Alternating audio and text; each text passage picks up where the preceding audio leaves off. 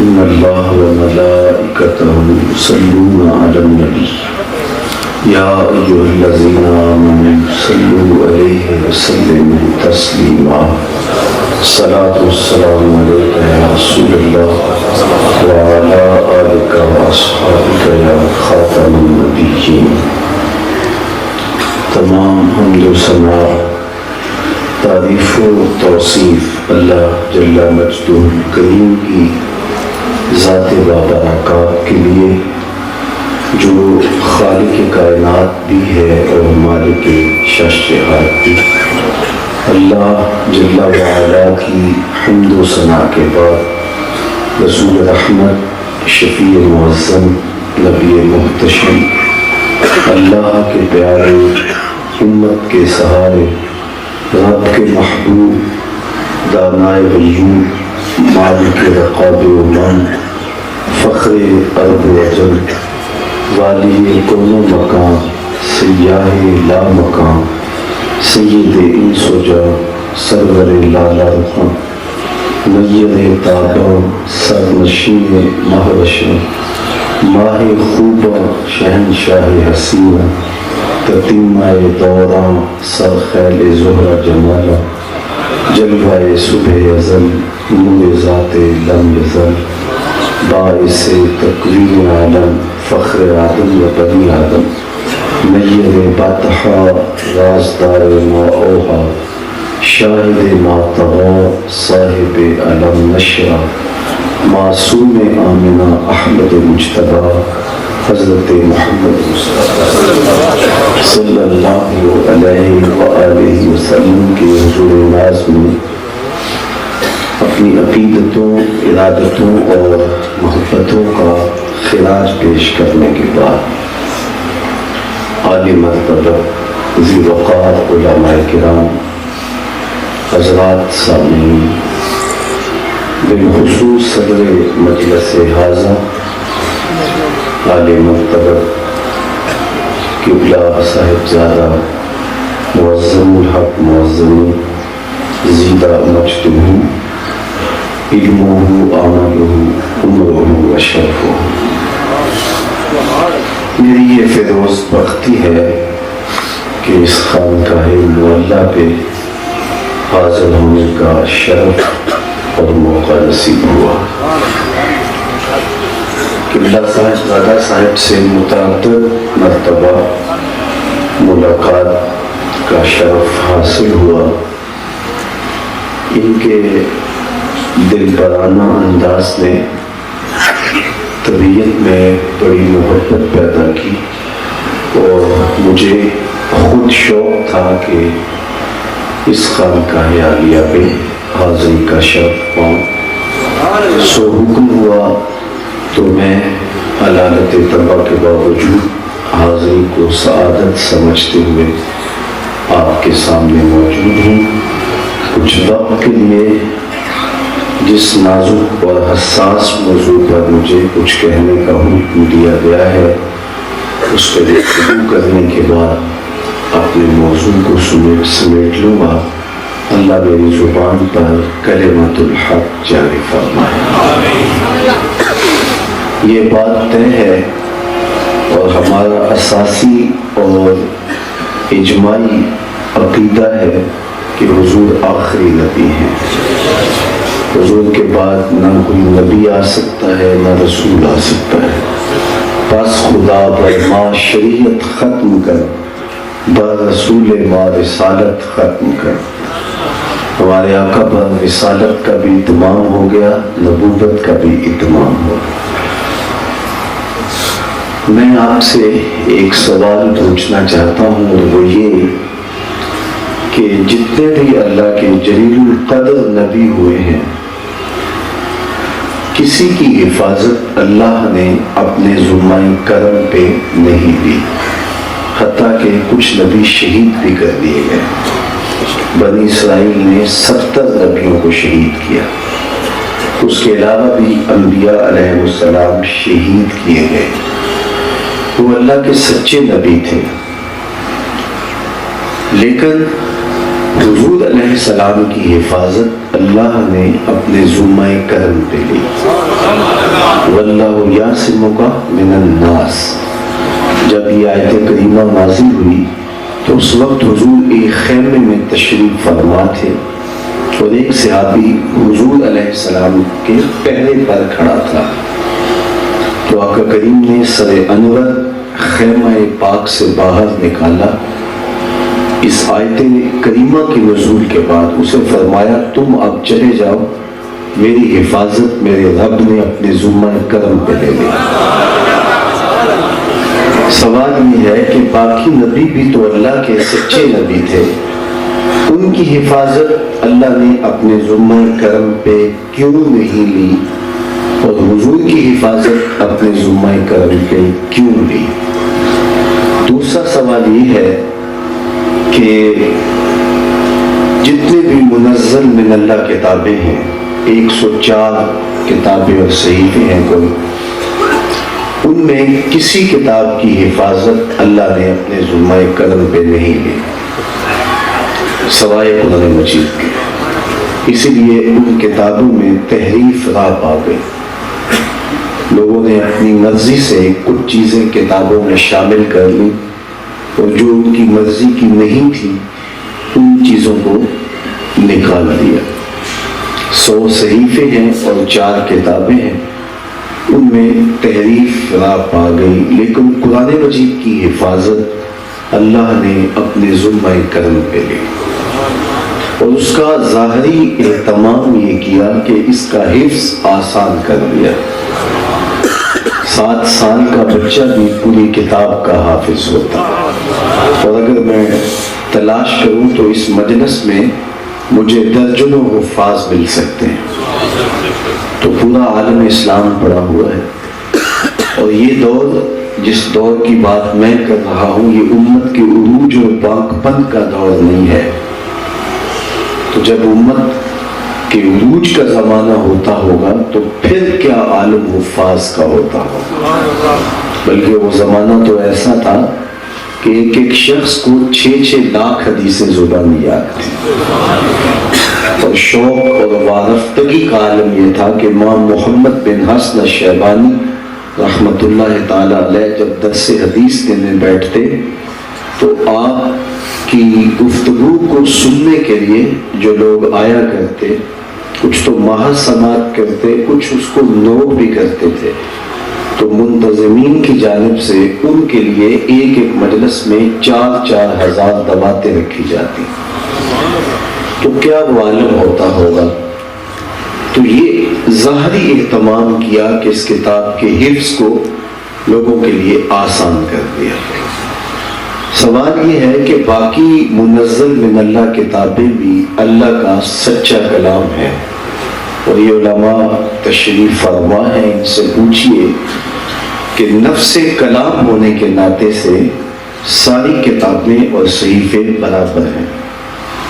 قرآن مجید کو جو افضل کہا جاتا ہے تو وہ اس معنی میں کہ اس کی تلاوت کا ثواب زیادہ ہے، جس طرح سورہ یاسین باقی سورتوں سے افضل ہے، تو یہ اس معنی میں کہ اس کی تلاوت کا ثواب زیادہ ہے۔ نفس کلام ہونے کے ناطے سے اللہ کا سارا کلام، چاہے وہ تورات میں ہو، زبور میں ہو، انجیل میں ہو، کسی صحیفے میں نازل ہوا ہو، اللہ کا کلام ہونے کے ناطے سارے کلام برابر۔ لیکن اللہ جل شانہ نے باقی کتابوں کی حفاظت اپنے ذمہ کرم پہ نہیں لی، قرآن کی حفاظت اپنے ذمہ کرم پہ لی۔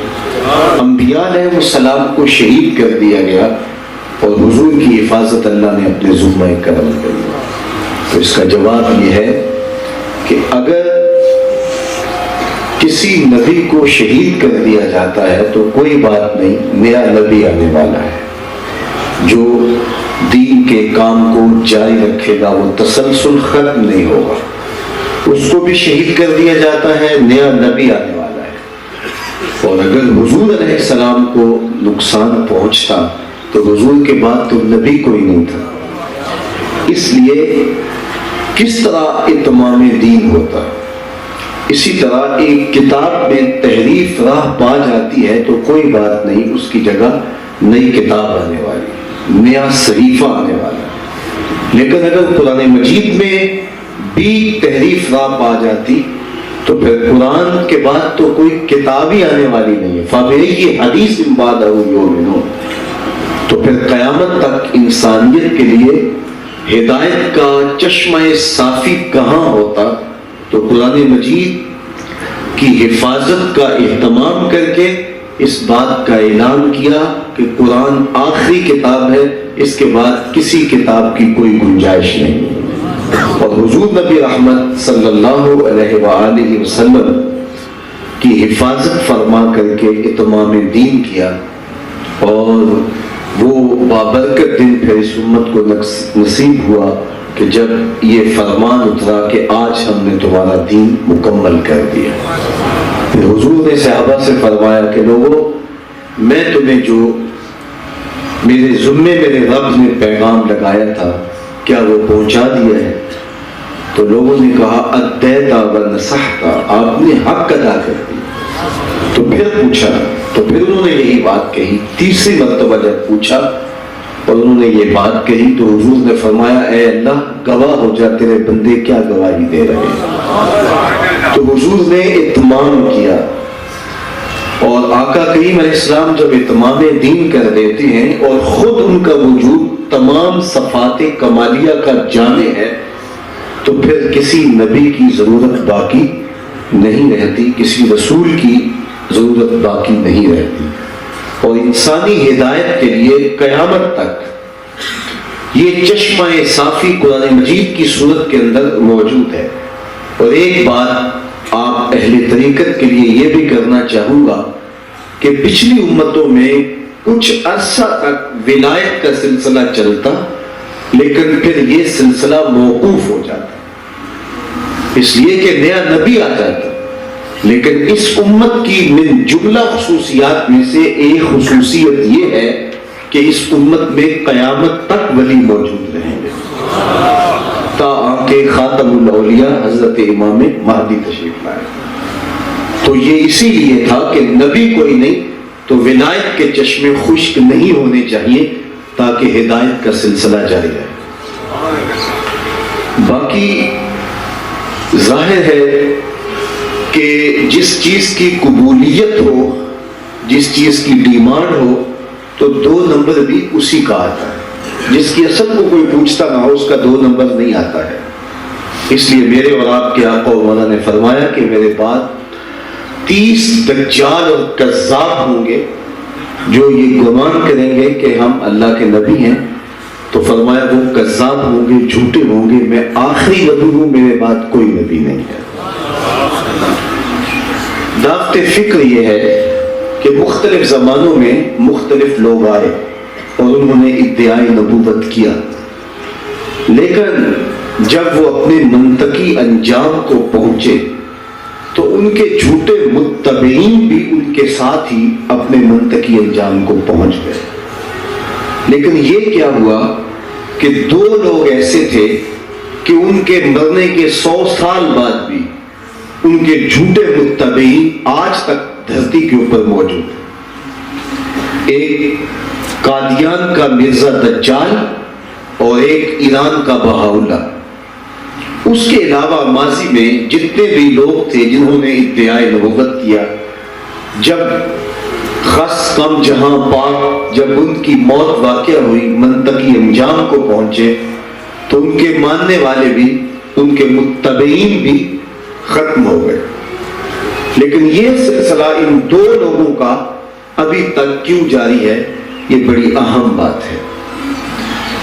اور وہ یہ کہ باقی جن لوگوں نے ادعائے نبوت کیا، یا تو یہ تھا کہ کسی کی قبولیت بہت ساری ہو گئی اور پھر وہ آگے بڑھا اور شیطان کے ہتھے جڑا اور اس نے نبوت کا دعویٰ کر لیا، جس کا مختار سقفی ہے.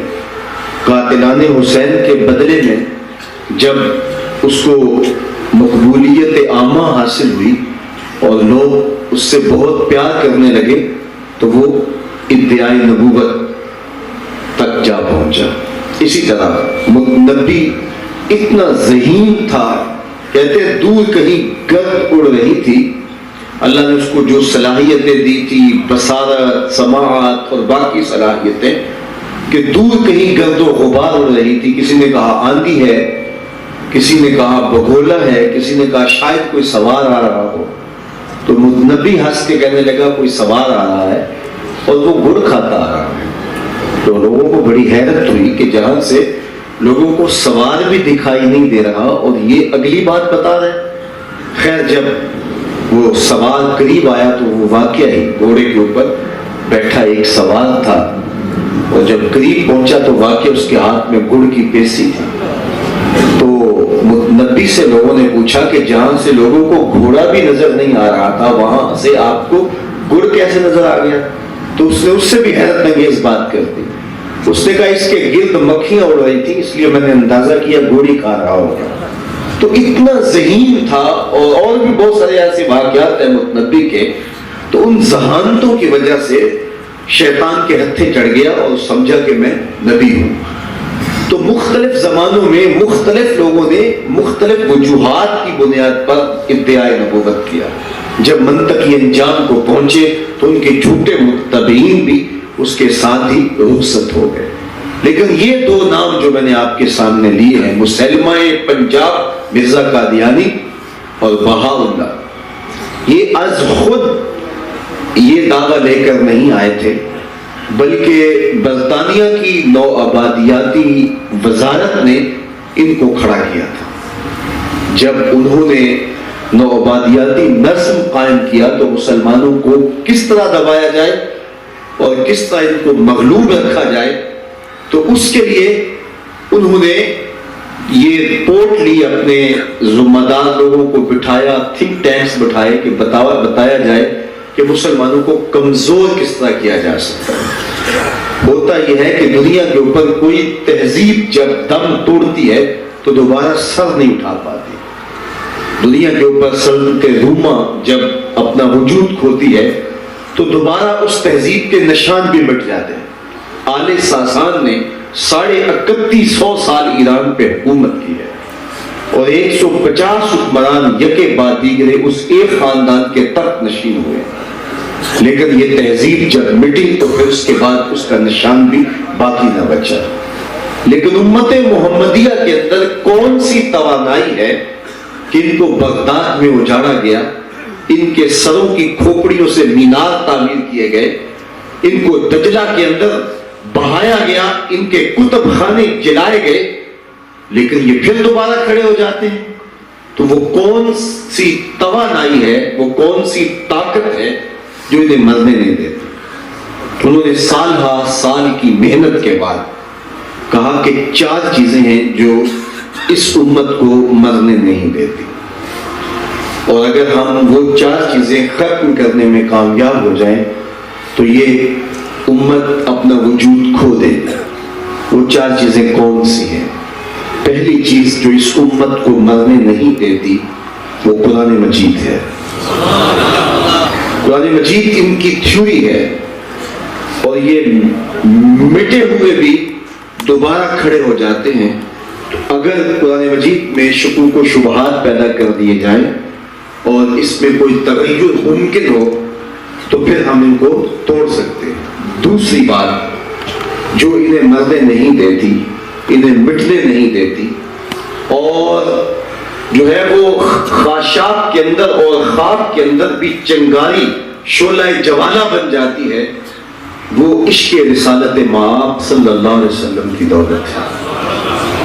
یہ لوگ عمل میں کمزور ہو سکتے ہیں لیکن عشق میں کبھی کمزور نہیں ہوئے، اور ان کو ہمیشہ یہ عشق ماں کی گود سے ملا ہے، باپ کی تربیت سے ملا ہے۔ آپ کے سامنے یہ تازہ مثالیں چچینیا کی اور ان آزاد روسی ریاستوں کی ہیں۔ قرآن مجید کسی کے پاس نہیں تھا اور مسجدوں کو تالے لگا دیے گئے، کوئی اسلامی نام نہیں رکھ سکتا تھا۔ اب وہاں کے حکمران نے اعلان کیا ہے کہ جو محمد یا فاطمہ نام رکھے گا تو اس کو $1000 انعام دیں گے۔ ان کے نام بھی ختم ہو گئے تھے، ان کی اسلامی شناخت مٹ گئی تھی، اسلامی شعار مٹا دیے گئے تھے، لیکن اس کے باوجود اب جب ان کی نہضت ہوئی ہے تو وہ ہم سے زیادہ پکے مسلمان دکھائی دے رہے ہیں، تو انہوں نے یہ پھر دین لیا کس سے؟ تو صاحب مسجدوں سے قرآن اٹھا لیے گئے اور گھروں میں قرآن رکھنے کی اجازت نہیں تھی، مکتب بند کر دیے گئے، مسجدوں کو تالے چڑھا دیے گئے، اسلامی نام رکھنے ممانعت کر دی گئی، لیکن ماں کی لوریوں کے اندر جو عشق رسول کی لوری تھی وہ بند نہیں ہو سکی، اس لیے یہ لوری جو ہے یہ انہیں مرنی نہیں دیتی۔ اقبال کہا کرتے تھے نام تو از پدر آموختم، حضور آپ کا نام میں نے اپنے باپ سے سیکھا تھا، میں نے یہ اپنے باپ سے وراثت لی ہے اور میں نے اس گود سے یہ نام لیا ہے۔ تو کہا عشق رسالت ماں صلی اللہ علیہ وسلم کی دولت انہیں مرنے نہیں دیتی۔ تیسری چیز جو انہیں ناقابل تسخیر بناتی ہے وہ ہے جہاد۔ لوگ تو لڑنے سے ڈرتے ہیں کہ اگر مارے گئے تو پھر کیا رہے گا، لیکن یہ جہاد کے لیے خود نکلتے ہیں، مائیں خود اپنے بیٹوں کو سجا کے بھیجتی۔ چوتھی چیز جو انہیں ناقابل تسخیر بناتی ہے وہ ان کا اجتماع حج ہے، جو ان کی وحدت کی علامت ہے۔ اور مسلمانوں کے یہاں ایک نظم ہے، محلے کی سطح پر 5 گانا نظام نماز کا نظم ہے، ہم ایک دوسرے سے روز ملتے ہیں، باہمی ربط پیدا ہوتا ہے، اسلامی معاشرت تشکیل پاتی ہے۔ علاقے کی سطح پہ جمعۃ المبارک کا اجتماع ہے، پورے شہر کی سطح پہ عیدین کے اجتماع ہیں، اور عالمی سطح پہ حج کا اجتماع ہے۔ یہ ہمارا ایک نظم ہے، اس لیے اگر یہ 4 چیزیں ان کے اندر سے ختم کر دی جائیں تو پھر لازمی نتیجہ یہ ہوگا کہ یہ اپنا وجود کھو دیں گے۔ تو پھر بر صغیر پاک و ہند کے اندر یہاں مرزا قادیانی کو کھڑا کیا گیا اور اس کو جو ٹاسک دیا گیا وہ یہی تھا کہ تمہیں حج کو ختم جو ہے وہ جہاد کو ختم کرنا ہے۔ وہ خود لکھتا ہے کہ ممانعت جہاد میں نے اتنی کتابیں لکھی اور اطراف و اکناف عالم میں ان کو پھیلایا اور بھیجا کہ اگر ان کو جمع کیا جانا ممکن ہو تو 50 الماریاں بھر سکتی۔ تو اس نے بہت سا لٹریچر دیکھا، اس نے کہا قلم کا زمانہ آ گیا ہے، جہاد کا زمانہ ختم ہو گیا ہے۔ اور اس کا جو اس نے وہ فرشتہ بنایا ہوا تھا ٹیچی، تو وہ مولانا ظفر علی خان نے کہا کہ ٹیچی کی ہے یہ بر وقت ٹچ، تو وہ وقتی طور پہ جب آ کے وہ اس کو کہتا، وہ بلومر کی بٹی سے نشہ لے کر کے جب آتا اور اس کو آگے بتاتا تو وہ ایک نئی وحی گھڑ کے لوگوں کے سامنے رکھتا، تو وہ کہتا کہ جناب جہاد ختم ہو گیا ہے، تو جہاد کے خاتمے کے لیے اس کو کھڑا کیا گیا۔ اور اسی طرح بہاؤلہ نے ایران میں کھڑے ہو کر کے کہا کہ اتنا لمبا سفر کاٹ کے حج کے لیے جاتے ہو تو کیوں نہ ہو کہ یہاں ہی کعبۃ اللہ کے ماڈل بنا لیے جائیں، اور اس پہ جگہ جگہ کعبۃ اللہ کے ماڈل بنائے، اور کہا ادھر گھوم لیا کرو اور اتنا لمبا سفر کاٹ کے نہ جایا کرو، وقت اور پیسہ بچاؤ۔ یہ اسلامی جو ہے وہ عالمگیر اجتماع، اس کو توڑنے کے لیے یہ ایک سازش کی گئی۔ اچھا، انہوں نے چاہا تو یہ تھا کہ اس سے پوری امت جو ہے وہ الٹ جائے گی، لیکن ایسا نہ ہو سکا۔ چند بے وقوفوں نے بہاؤلہ کو تسلیم کیا، اور اس طرح مفاد پرست اور بے وقوف لوگوں نے یہاں مرزا قادیانی کو قبول کیا، لیکن وہ چند بھی بہت سارے تھے۔ اس وقت بھی پاکستان کے اندر مرزائیوں کی تعداد 40 لاکھ ہے، اور ایک محتاط اندازے کے مطابق بیرون ملک جانے کے لالچ میں آج بھی ہر سال 10,000 لوگ اپنے آپ کو مرزائی لکھ رہے ہیں اور دین کا سودا اس طرح کر رہے ہیں۔ تو اب یہ انہوں نے اس لیے کیا، اب وہ 2 مر بھی گئے، جہنم رسید بھی ہو گئے، لیکن جنہوں نے کھڑا کیا تھا، جن کی کمپنی کا مال تھا، تو انہوں نے اس تسلسل کو جاری رکھا۔ اس لیے آج بھی مرزائیت اور بہائیت کے اثرات بھی پاکستان میں تیزی کے ساتھ رونما ہو رہے ہیں، اور حج کا موسم آتا ہے اور قربانی کے آثار جب آتے ہیں تو کئی کالم نگار یہ باتیں لکھنا شروع کر دیتے ہیں کہ یہ اتنا پیسہ غرباء میں بانٹا جائے اور جتنے حج پر رقم لگائی جاتی ہے اس سے یہ کیا جا سکتا ہے. تو بہائیت بھی پنپ رہی ہے اور مرزائیت بھی پورے کرو فر کے ساتھ بر صغیر پاک و ہند کے اندر بالخصوص پاکستان کے اندر اپنے پر پرزے نکالتی رہتی ہے. بدقسمتی سے آیان سلطنت سے کچھ مخفی لوگ ان کی سرپرستی ہر دور میں کرتے آئے ہیں، جس کے نتیجے کے اندر ان کو پھلنے اور پھولنے کا موقع نصیب ہوتا ہے. تو حج کو ختم کرنے کے لیے مرزا کو کھڑا کیا گیا اور اس کو بہاؤلہ کو کھڑا کیا گیا، اور جہاد کو ختم کرنے کے لیے مرزا کو کھڑا کیا گیا. اب عشق رسالت پاک صلی اللہ علیہ وسلم کی دولت سینوں سے نکالنے کے لیے ایک گہری سازش ہوئی، اور وہ کیا تھی؟ وہ یہ تھی کہ ہر وہ راستہ جو حضور کی قربت کی طرف لے جاتا ہے اس پر بیریئر رکھ دیے جائیں اور اس عقیدے کی نفی کی جائے جو حضور کی محبت کی نشأت کا ذریعہ ہے. دیکھیے عقیدہ شفاعت حضور کی قربت کا ذریعہ ہے، تو عقیدہ شفاعت کو توڑا جائے. توسل حضور کے وسیلے سے دعا کرو کرم دوبالا ہوگا، یہ حضور کے نیڑے کرتا ہے، اس عقیدے کو توڑا جائے.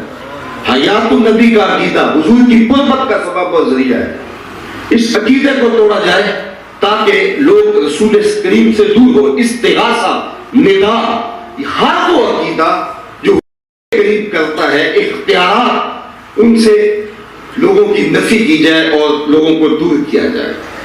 ورنہ ماضی کے اندر بھی مختلف فرق ہوئے ہیں، معتزلہ ہوئے ہیں، جبریہ ہوئے ہیں، قدریہ ہوئے ہیں، انڈیا ہوئے ہیں، لا ادریہ ہوئے ہیں، اور انہوں نے بھی بڑے مسائل پہ اختلاف کیا ہے. خلق قرآن کا مسئلہ اٹھا، کبیرہ گناہ کا مرتکب کافر ہے یا مومن ہے، اس بات پہ بحث ہوئی.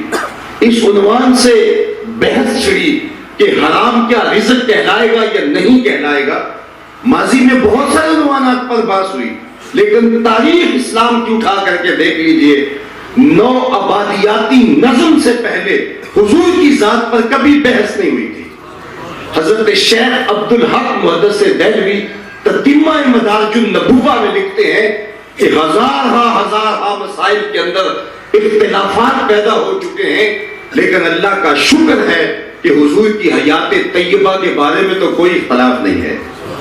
اور آج اگر اس پر بھی ہم اختلاف دیکھتے ہیں اور ہر وہ عنوان جو حضور کی محبت کی طرف لے جاتا ہے اس کی طرف اس میں ہم اختلاف دیکھتے ہیں، تو پھر اس کا مطلب یہ ہے کہ عشق رسول کی محبت، عشق رسول کی دولت اور حب رسول کی دولت سینوں سے نکالنے کے لیے یہ سب کچھ کیا گیا. لیکن دشمن یہاں بھی ناکام ہوا. اللہ تعالیٰ جل شانہ نے حضور کے عشق کی خیرات بانٹنے کے لیے بریلی میں امام احمد رضا کو بھیج دیا، اور ادھر پیر مہر علی شاہ مقدس ترانے گاتے رہے، آج سکھ مترا دی ودھیری ہے. اور اس انداز سے حضور کی محبت کا نور پھیلایا اور عشق کے ترانے پڑے کہ وہ ساری سازشیں خس و خاشاک کی طرح بہ گئی. لیکن صاحبو، جو دشمن ہوتا ہے اس کا پلان بھی تو ہوتا ہے نا، کہ اگر یہ پلان ناکام ہو جاتا ہے تو پھر دوسرا پلان کیا ہوگا. تو دشمن نے جہاد کو ختم کرنے کی پہلی پلاننگ یہ کی تھی، جس پہ ہنوز کام جاری ہے، وہ مرزائیت تھی. لیکن اس میں خاطر کا فوائد حاصل نہیں ہو سکے تو پھر داعش کو لایا گیا، یہ اس کا حصہ ہے. پھر طالبان کھڑے کیے گئے جنہوں نے سر کاٹے اور فٹ بال کھیلے ان سروں سے اور اس کو جہاد قرار دیا، جنہوں نے قبروں سے لاشیں نکال کر چوراہا میں لٹکائی اور اس کو دین کا جو ہے نام دیا اور جہاد قرار دیا. انبوہ انسانہ میں گھس کر کے بم بلاسٹ کیے، اور جب چھوٹے چھوٹے بچوں کی بوٹیاں دیواروں سے چپک گئی تو چھاتی پہ ہاتھ رکھ کے ذمہ داریاں قبول کرتے رہے اور اس کو جہاد قرار دیتے رہے. تو مرزا کی جو ڈیوٹی لگائی تھی کچھ کام اس نے کیا، لیکن جہاد کو بدنام کرنے کے لیے یہ پلان بھی تھا.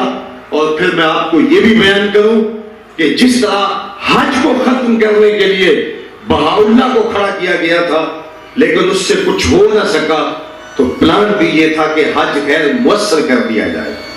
یہ مسلمانوں کا ایک اجتماع تو ہو لیکن یہ ایک رسم کے طور پہ رہ جائے، حج کی روح نکال دی جائے. میں آپ سے پوچھتا ہوں کہ برما کے اندر حاملہ عورتوں کے پیٹ چیر کر کے بچے نکال کر کے ان ماؤں کے سامنے ذبح کیے جائیں اور امام حرم ان کے لیے دعا بھی نہ کر سکے، حج کے خطبے میں ان کے لیے ایک لفظ بھی نہ بولا جا سکے، تو پھر حج کے خطبے کا مقصد کہاں چلا گیا؟